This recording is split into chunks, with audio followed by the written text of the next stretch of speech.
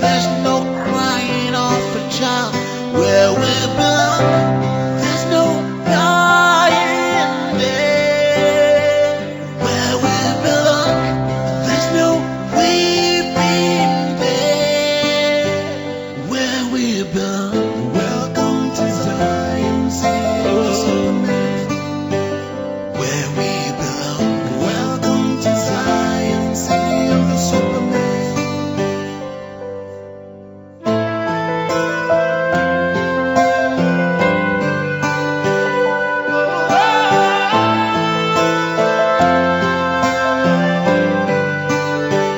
Where we belong, there's no sickness, there's no struggle. Where we belong, so more joy, there'll be no mourning. Where we belong, there's no dying there. Oh, Good day, fans.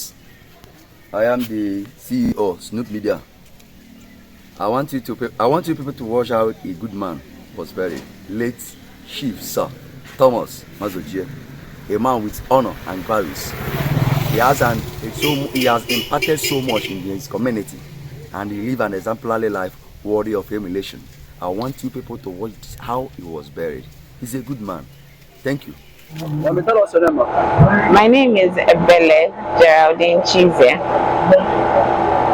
I'm Daddy's first daughter. What memory can you share about your daddy when he was alive? Oh, he was a peaceful, kind, loving, prayerful, just awesome. He was an awesome dad. Awesome dad. You can ask for anything. Very peaceful, calm. Everything about him was calm and gentle. Your late father lived an exemplary life worthy of emulation. What is the message to your siblings and to the family of Nwazojie at large? We look at his legacy, learn to be calm and to be prayerful, live our lives loving our families, loving people like they did do.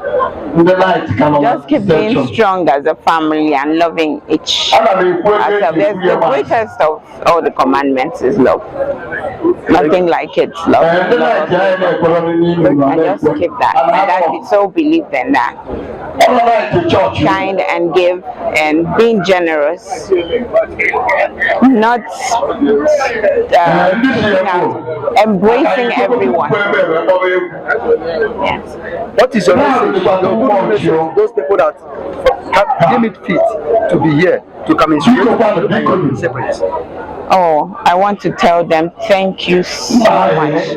Thank you for coming to honor our Father. May the good Lord bless each and every one of you. May, in your own time, may the world celebrate you. Thank you for celebrating us. My heart is, we're so overwhelmed. May the Lord bless everyone. And we wish you all journey blessings back home. Thank you, thank you. May the good Lord bless everyone. Thank you.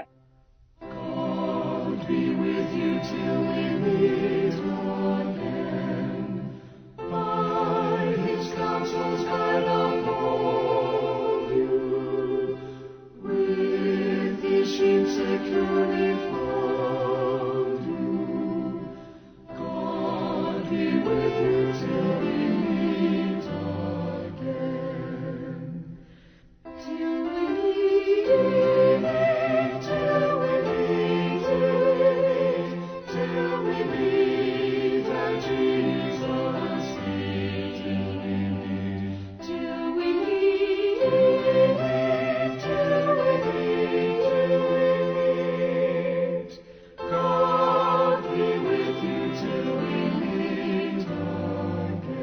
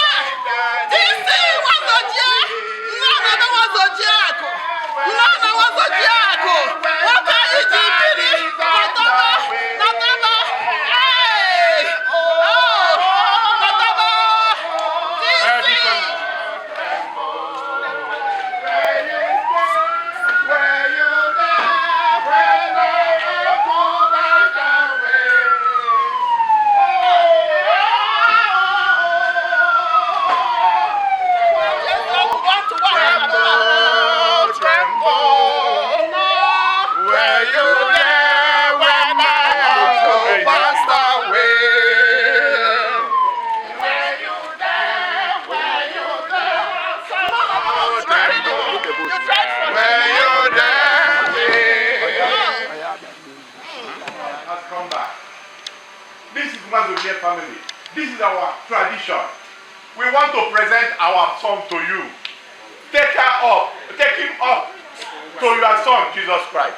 Simple to allow one name. This is one sign of big game of the year. Cannot be a new Mama Maria. This family has prepared for everything.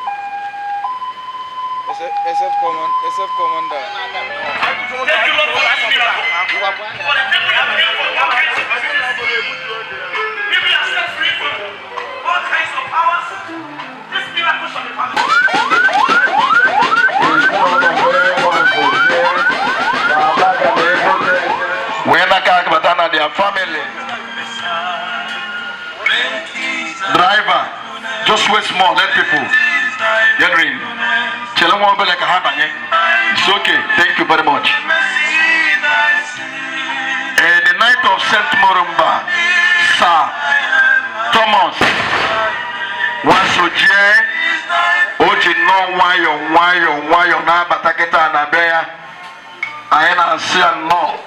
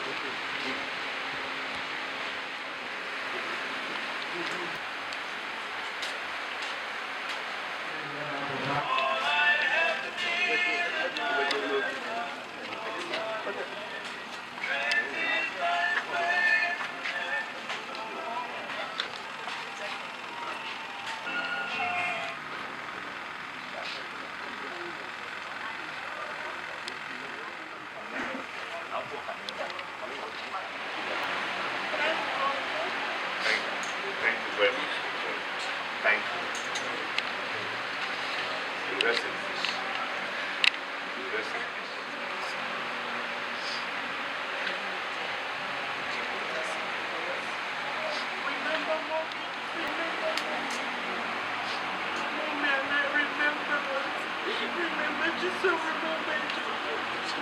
Remember your grandchildren.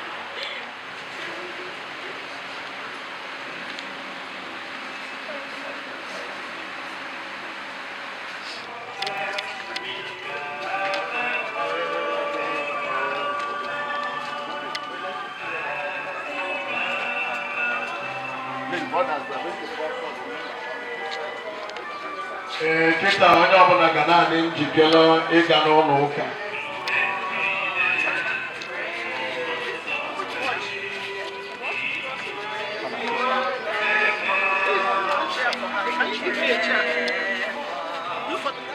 On a hill far away stood an old rugged cross, the emblem of Cornwall, sailors was there, and all did not drop his at last I lay down.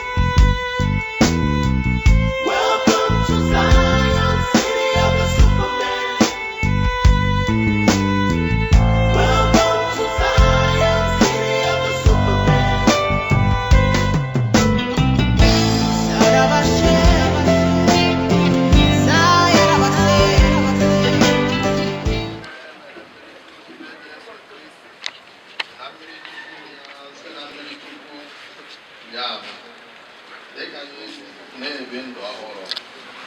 Ọnwụ na Kristi dịkọrọ n'otu iyi nke ọnwụ ya. Anyị na ya ga-adịkwa n'otu iyi nke mbilite n'ọnwụ ya. Ka anyị rịọ arịrịọ anụ ahụ, biko gbaghara ya. Tọpụ ya n'agbụ niile nke ọnwụ, ka ọ gafee na ndụ ebighị ebi site na Kristi Onyenwe anyị.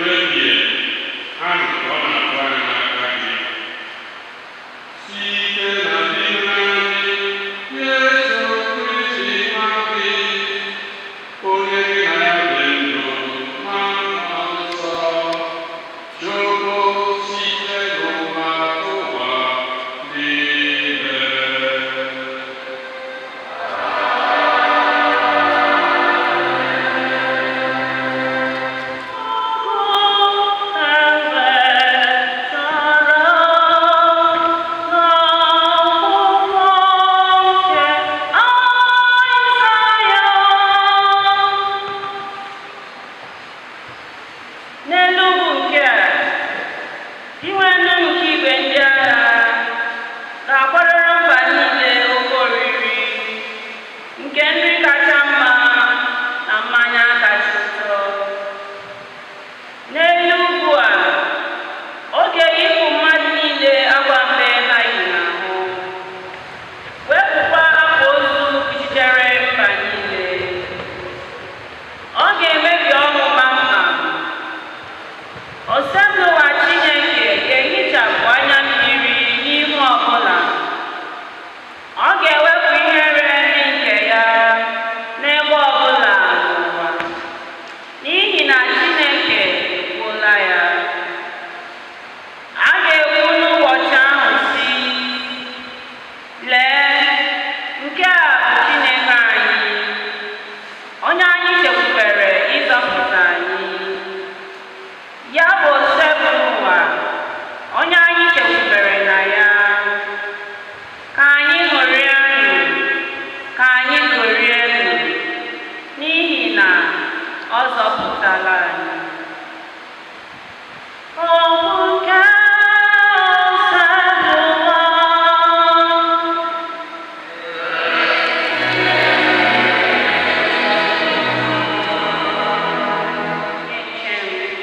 Ọ nwekwaghị ihe m ga-achọ. Di nwanne m bụ onye nche m. Chineke bụ onye nche m. Ọ nwekwaghị ihe m ga-achọ.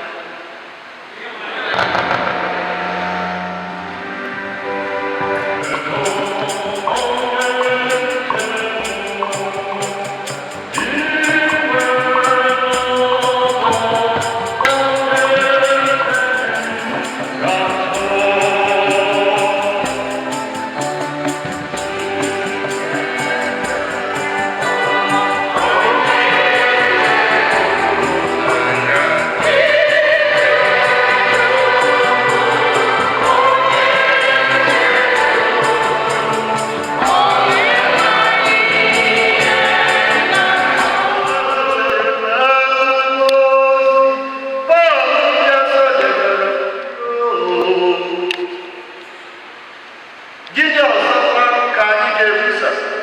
Ọ bụrụ na Chineke nọnyere anyị, onye ga-emegide anyị? Ọ bụrụ na Chineke ahapụghị otu nwa ya kama nyefee ya n'ọnwụ n'ihi anyị, ọ bụ na ọ gaghị enye anyị ihe ndị nke na-akpa anyị? Onye ga-ebo ndị Chineke họpụtara ebubo?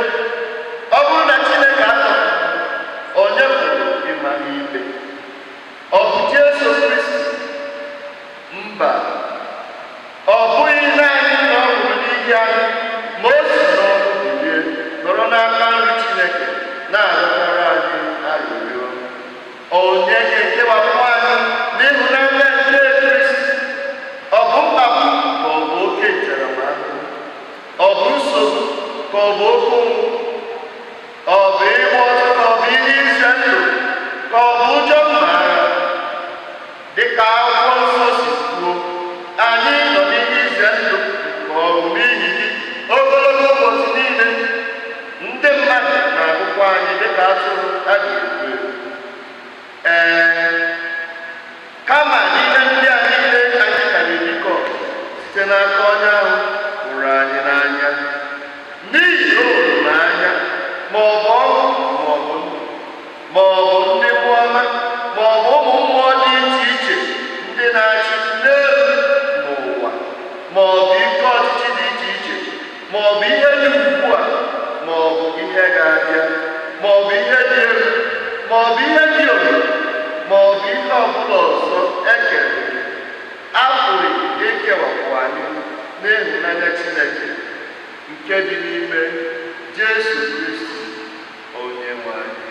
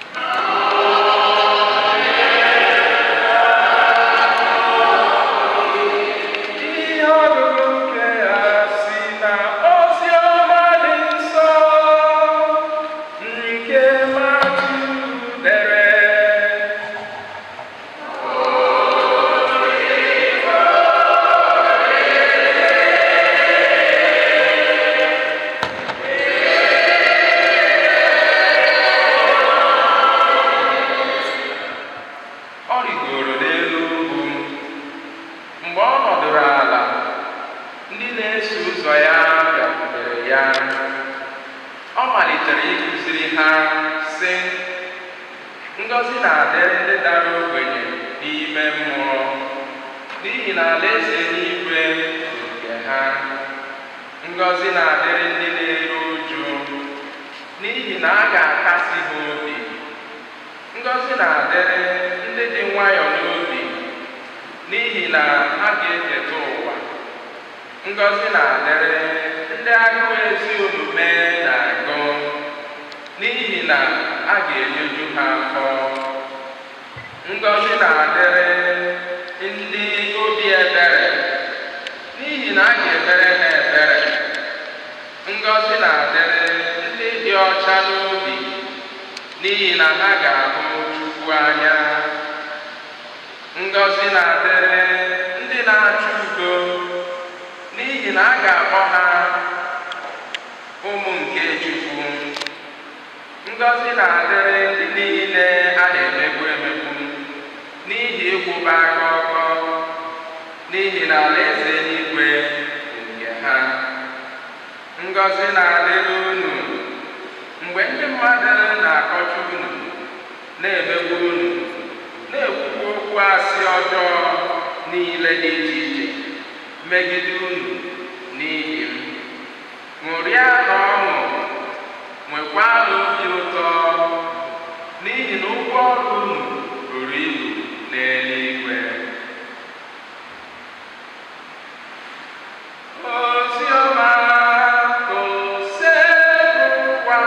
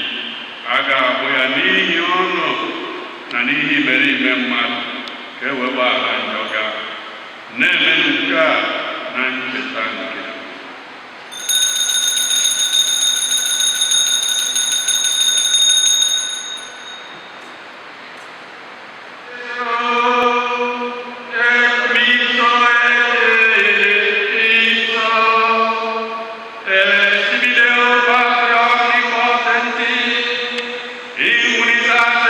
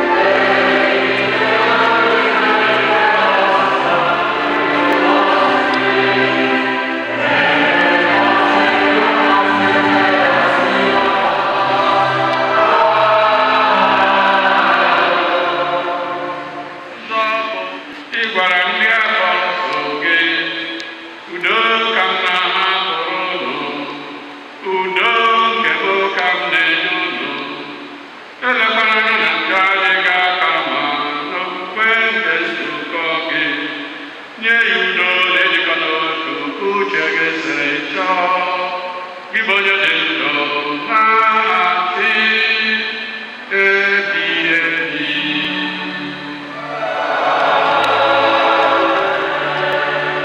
Udo gosiri ụwa dịrị unu mgbe niile.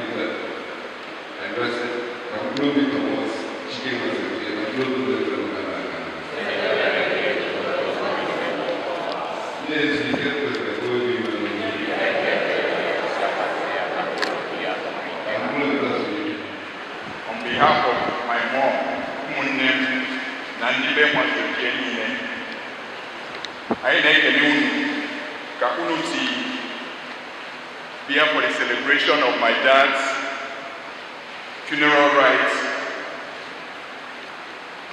I ma na many of you see Ebetalaka were here and suffered many travel challenges, delays, and cancellations. Some people ended up coming by road.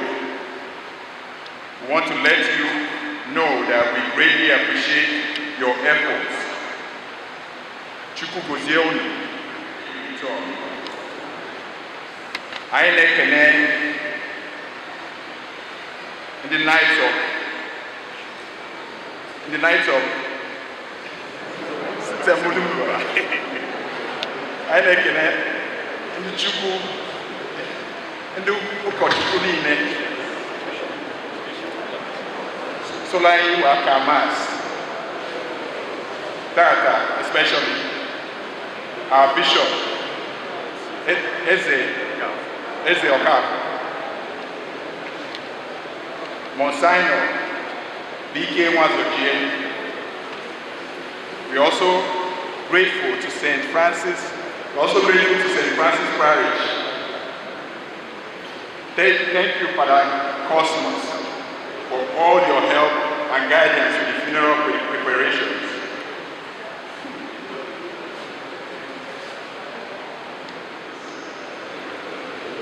For the beautiful music today and yesterday at the video mass. May God continue to guide us, and may the gentle soul of my father, Thomas Chike Nwazojie, and the souls of the faithfully departed rest in peace. Amen.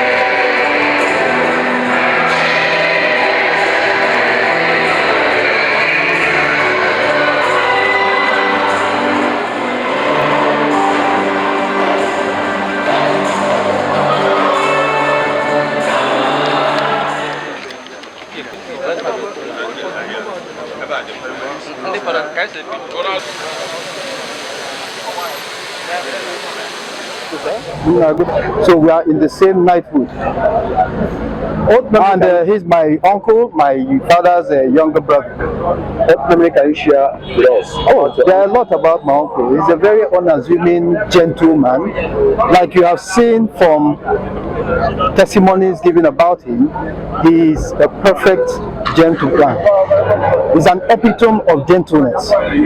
You can never see any wrong in him. You can never see him annoyed or argue with people. You understand? He has this quiet disposition and he has this smile, captivating smile. You know, that's one thing I know about him. But when he comes out once, he might just say one or two jokes that sinks in, and then that is it. But a very peaceful, gentle, warm-hearted man, just like my late father, Chike Nwazojie said. What's your message, your confidence message to your cousin?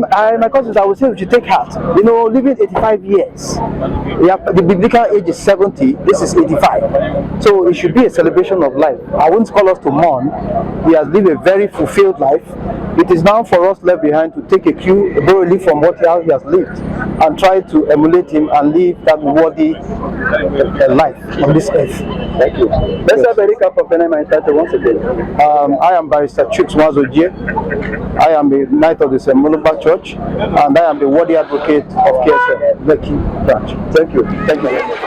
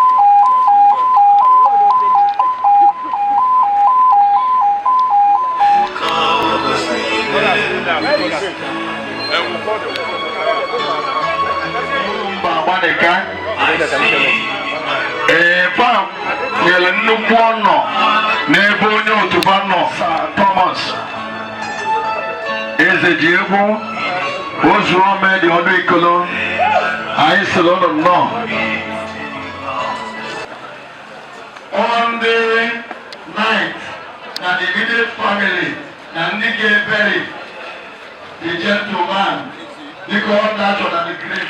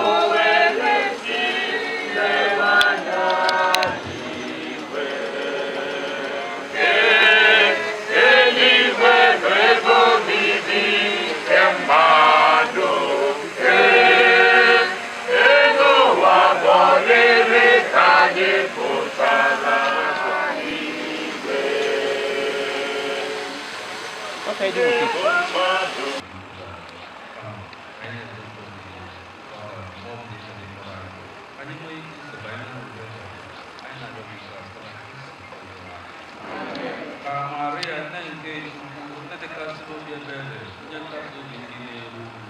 anyị n'aka nwa ya mkpụrụ obi nke mmodibo ya pụta ọmụ onye nke hapụgoro ụwa nke a ka o site n'ekpere nke ya dịka nne nwee ike ịrụ ọsọ ọsọ n'ụlọ obibi ahụ na-aga n'eluigwe biri na ya ebe mkpụrụ obi Thomas na mkpụrụ obi niile kwere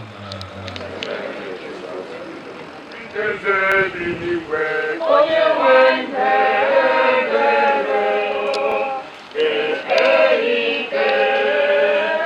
Eze bi n'igwe Eze bi n'igwe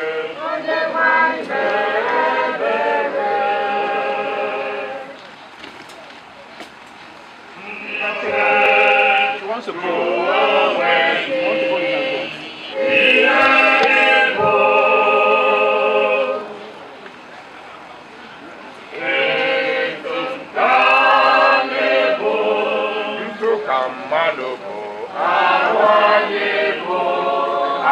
Aja na raja okorobịa anyị ga-ekelere Chukwu ekpe ikpe dịka eze bi n'igwe Chineke na-ebere dịka eze bi n'igwe onye nwe ihe na-ebere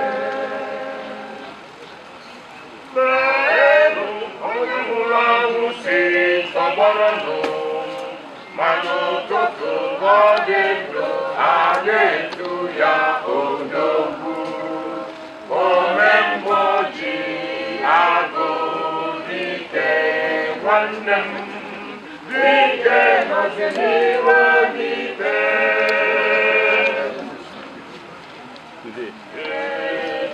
ka anyị bụ ụtụtụ ka mmadụ bụ ahụ anyị bụ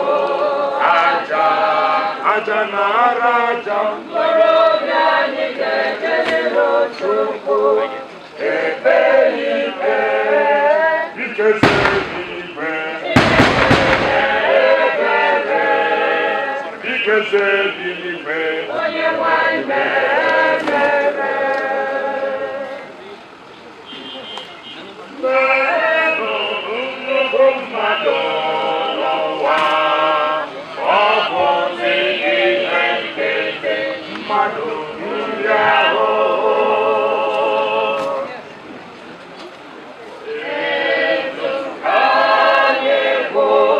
ndụ ka mmadụ bụ ahụ anyị bụ aja na ara aja okorobịa anyị eje n'ihu Chukwu ekpe ikpe dịka eze dị n'igwe Chineke na-ebere dịka eze dị n'igwe onye nwe ihe na-ebere ihe mmadụ Farewell. anyị bụ aja na ara aja okorobịa anyị ga-ekelere Chukwu ekpe ikpe dịka eze dị n'igwe onye nwe ihe na-ebere dịka eze dị n'igwe onye nwe ihe na-ebere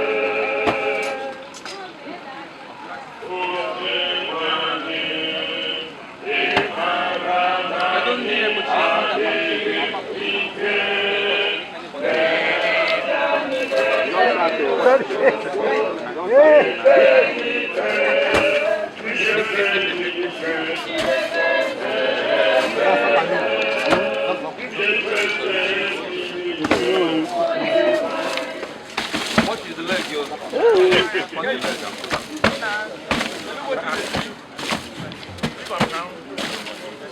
Anyị nọ n'eluigwe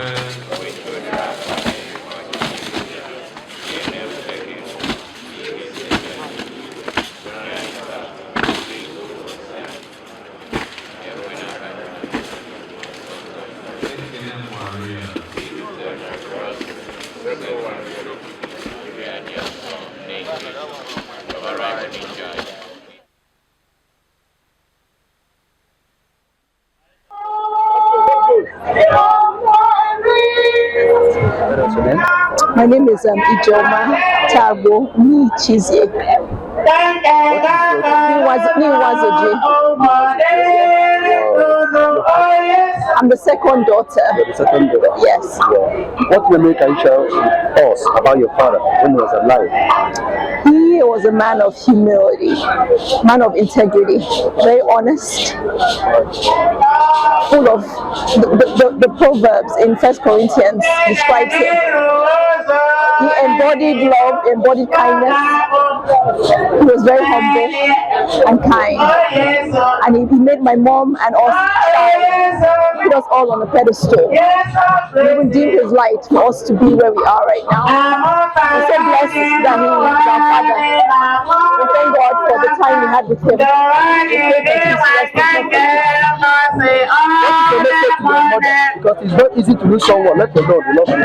My mom, we put her on a pedestal and we honor her today because she stood by him and honored him and was such a blessing. Standing strong with Jesus. My name is Mrs. Chike Nwazojie. I'm the last child of my father, Thomas Chike Nwazojie. What memory can you share with us about your father when he was alive? I share so many memories. Let's see. I mean, the one that comes to mind is probably when I was getting married. And, you know, they had the long list for the bride price. And then, you know, my husband got everything that was there. And then there was this huge amount that needed to be paid in addition to it.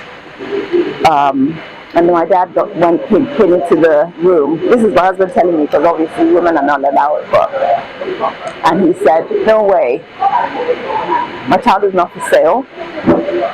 And he just asked for like insignificant amounts. I don't know if it was 100 naira, and just told them to divide it among all the men in the village. So that, you know, in order for my husband to divorce me, he has to go get it from every one of them.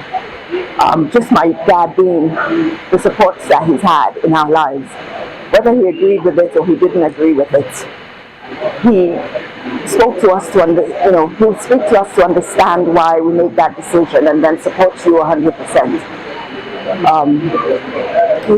He's just a humble man, amazing. You know, few words, but his actions.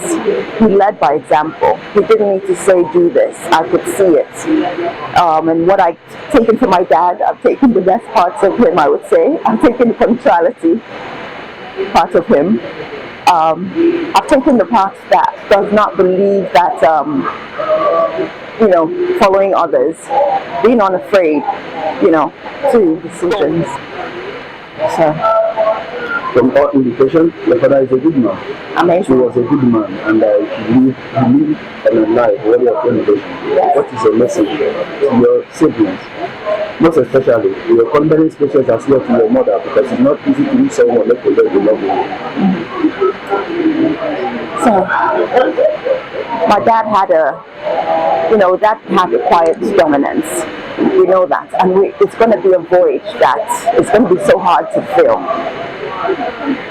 Message for mom. I can't imagine how it feels to lose your life partner, especially a man that was so supportive and allowed you to be exactly who you were, allowed all of us the space to be who we were, to shine. That we honor him by remembering him in every way and living his legacy, and just remembering, you know, what would daddy think about this, and just ensuring that we keep his good name. Good afternoon. My name is Dr. Ichie Nwazojie, the second daughter of Chief Sir Thomas Chike Nwazojie. What memory can you share with us about your father when he was alive? My dad is the best man of integrity, very honest, very humble, kind, very loving, and he made us all shine, from my mom to all of us as kids. And we're so grateful for the life he lived, legacy he left behind. Thank you for everything about him. I'm gonna miss his huge hugs. He had the best hugs. He had the best pecks on the cheek and the biggest laugh and smile. We miss that a lot. What is your message to your guests that they need to be here to commensurate with you and your family? So thankful for everyone that sacrificed so much to come. We had too many challenges coming. We're so thankful for all the support we received, for all the kindness, both emotional support, financial support, and just in general, just being here with us to share this moment, to celebrate our dad. We're so thankful. I feel that we all go back safely. That Lord has, they have done for us, that God will do more for them. No.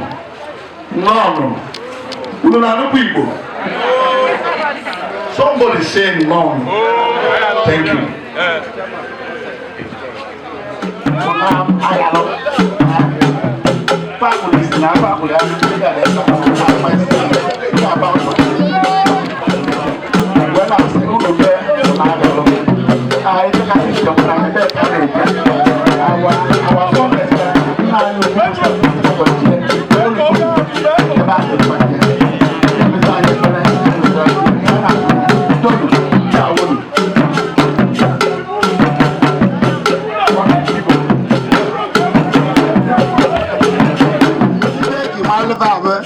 Cosmetics, when I told them, madam, they're more for money.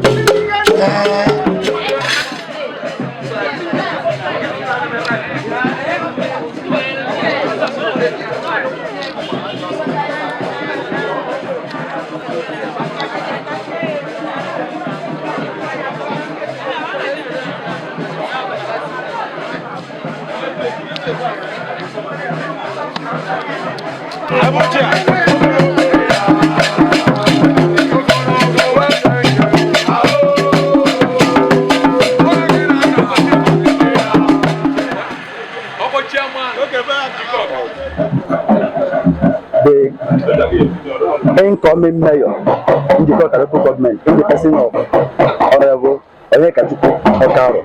Yes. Under PDP. Yes. Thank you, sir. Thank you. We want to know your message to this honorable family, sir, and your relationship with the family. That's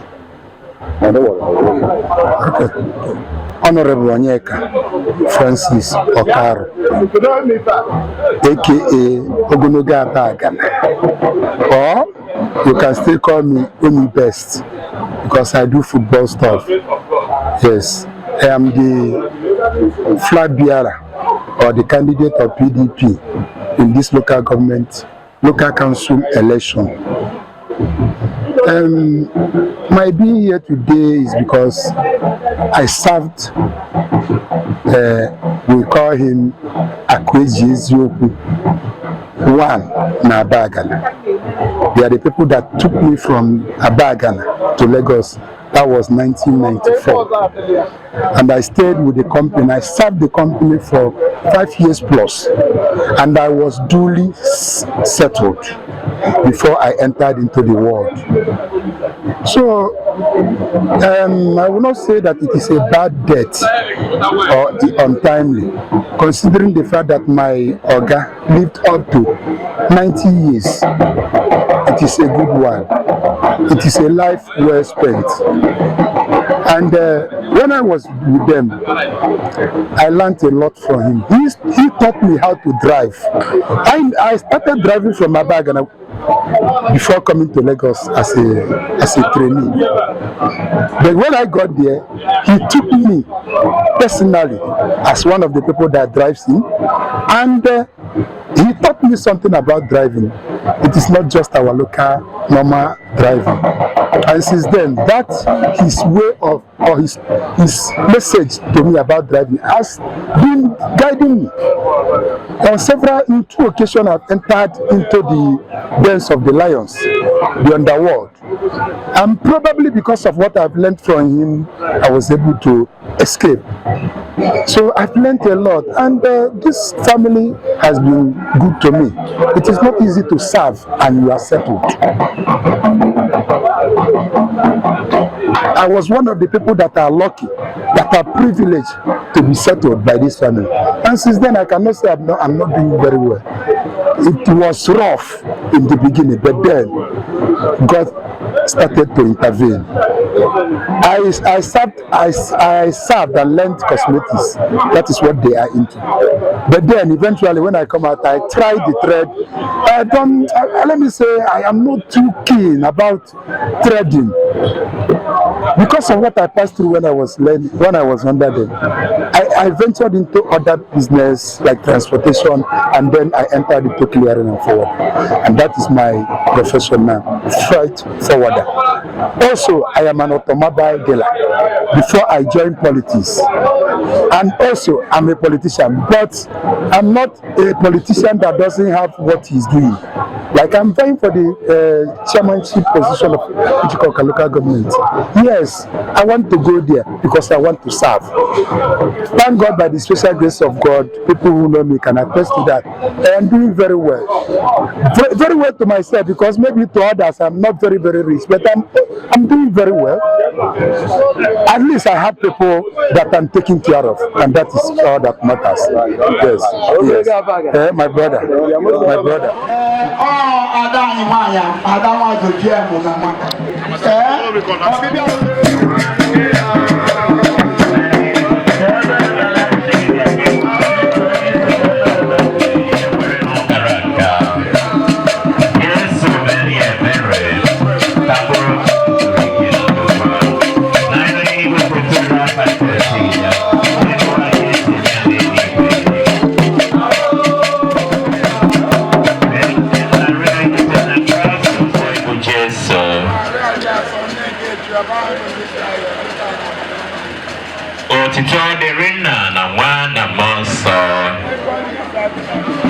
The contesting chairman in PDP in the local government, and the other of a winner, all for last, OGF, Abiyamwakaro, AJ2, PDP,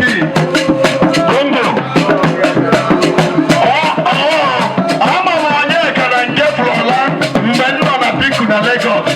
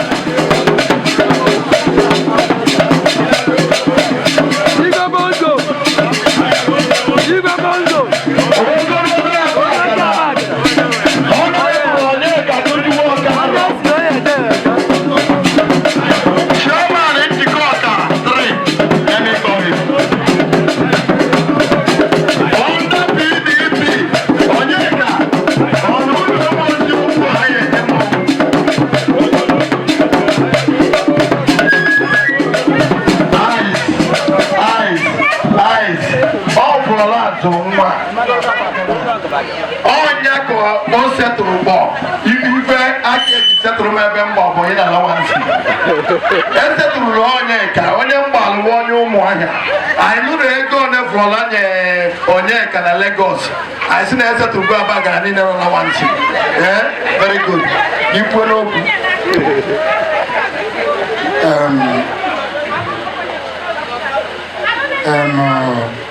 Okulora, ihe okwukwe ka anyị eji wee bịa jụ gị ajụjụ ma ọgwa m mgbe m fọrọ na alawansi ibu ụzọ si nọ na nke biku nọkwa ebe ka ndị egwu esi were ekwu okwu oge m bata tie akụ eji eziokwu ọ na achọrọ m ibe akwa anya mmiri chọrọ ebu ma ọ nwere isi ịma na asị na mmadụ gba abụọ ife dị na abụọ erika. Yes. Akujieziokwu personally wee fọ gwa m. Dị na asabịa. Abatara m na Lagos. Chi niile ka anyị atụrụ ya ụgwọ. And ebe anyị ebiri ya aka n'ebe ese umbrella. Ọ na pati o ji were azọ ebe ese umbrella. Ọwọkwa ndị iberibe na nwa ebe ese umbrella. Ya ka anyị ebi aka. And chi niile mana ọ lapụ ibe niile agba mbọ bịa. Ka ọ wee bịa pay homage. Ọ ya adịlị gị mma. Anyị na-ene anya na ọ bụ na-ịbanye ebe a. Imela Abagana ibe. Yes. Ibe ihe agaghị meeli ndị njikọ ka e wee mmadụ na ala na-aga mmadụ ikolobịa. Ọ ya adịlị gị mma. Anyị na-eje na PDP.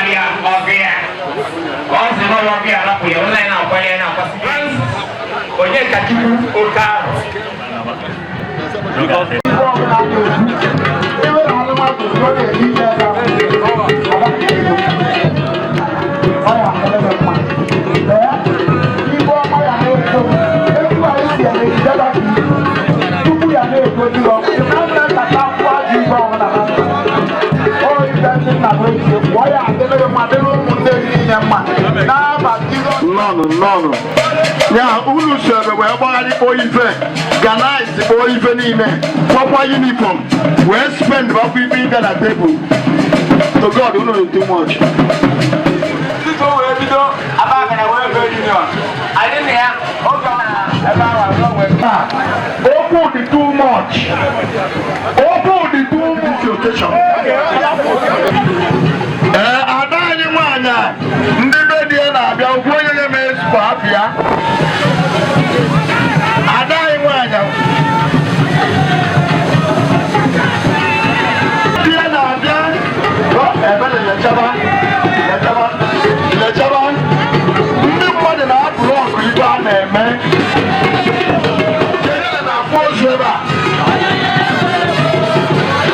I beg security help.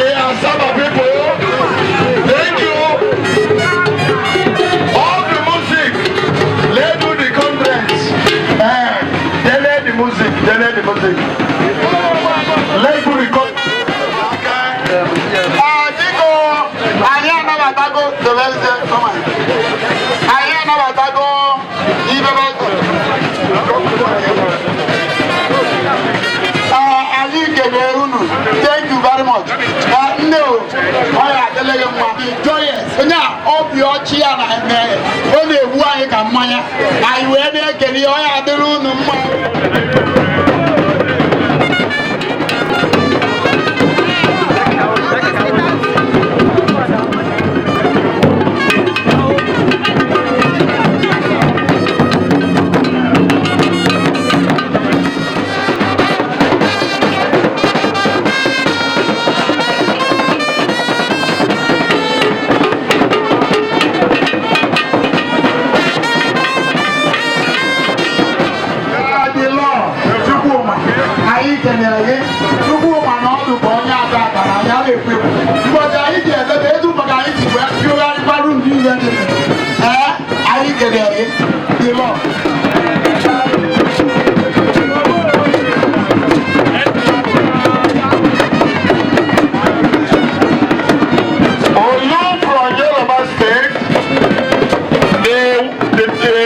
Of Chike.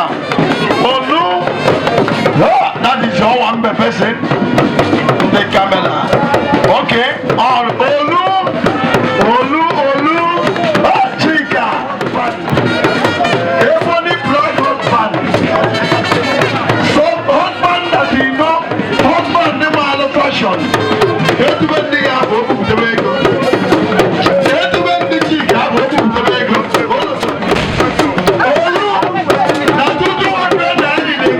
You know that the one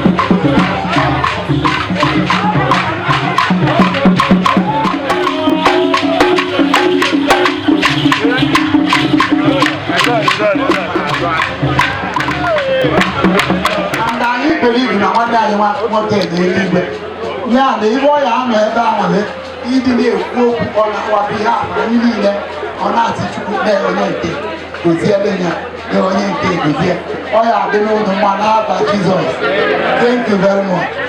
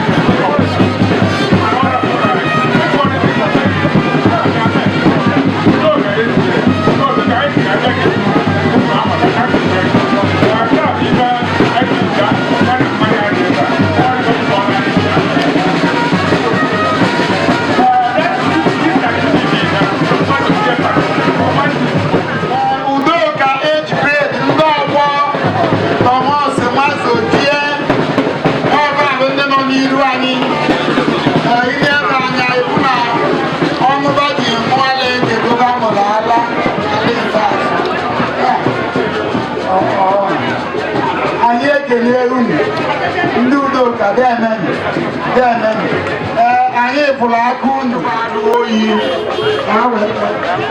ibe a nasịrị n'ọkụ Dr.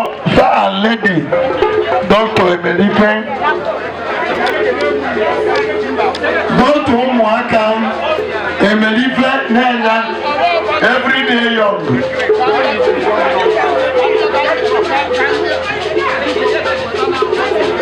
n'ezi Owere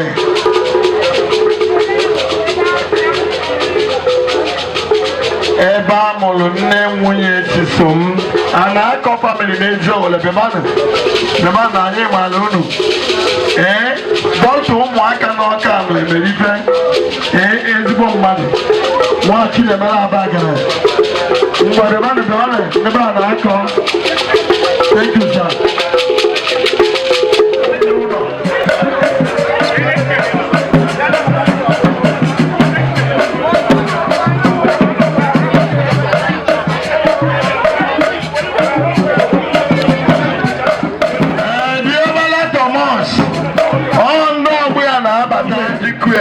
Na nke nkuleku emenarị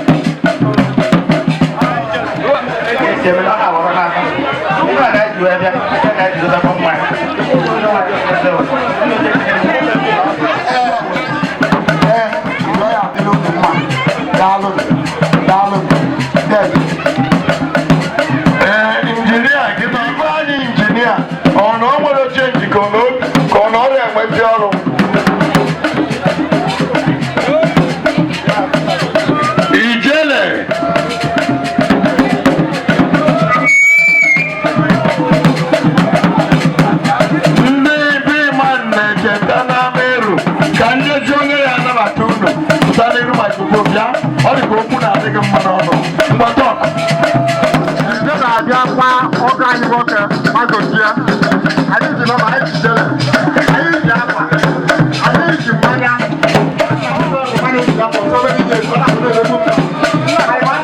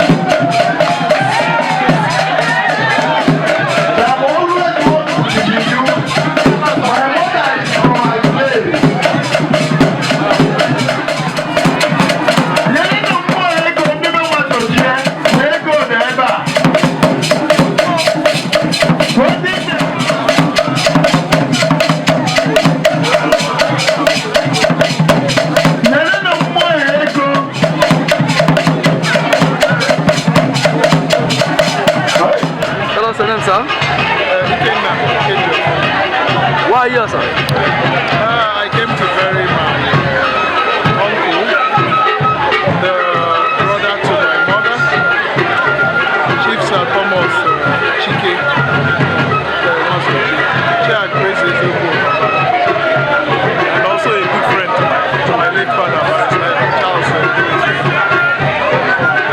I came to pay my last respect. He was also a father to me. I lived with him for a while. So I felt it's worth it that I must come here to Abagana to come and pay my last respect. He was a good man. I learned a lot from him. And may his soul continue to rest in peace. Amen. Thank you. Tell us your title name, sir. My father is... your title name? You don't have a title?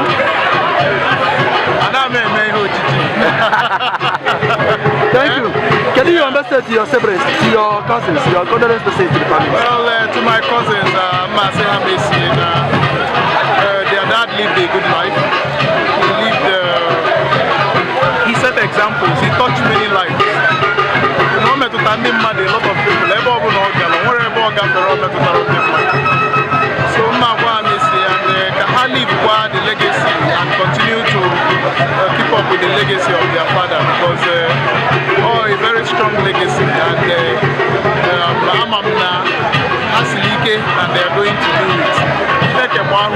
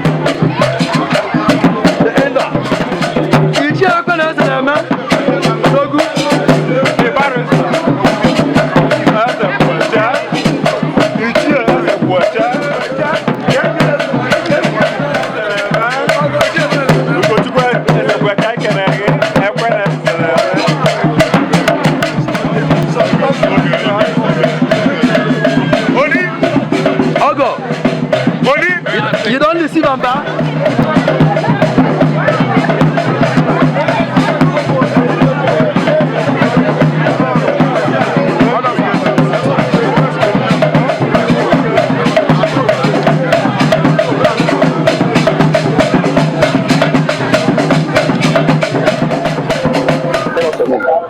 My name is Chike Nwazojie. You are the first son to deceased, right? Okay. How can you? And how can you describe your father when he was alive? My father had his simple words. My father was his brother's keeper. He looked out for everybody. And anyone around him. I've heard so many stories about my father that don't surprise me. I'm amazed at how much bigger a guy he was that I knew. What is your good message to those people that limit me to commensurate with you and your siblings? Oh my goodness, I really appreciate it. Come and collect.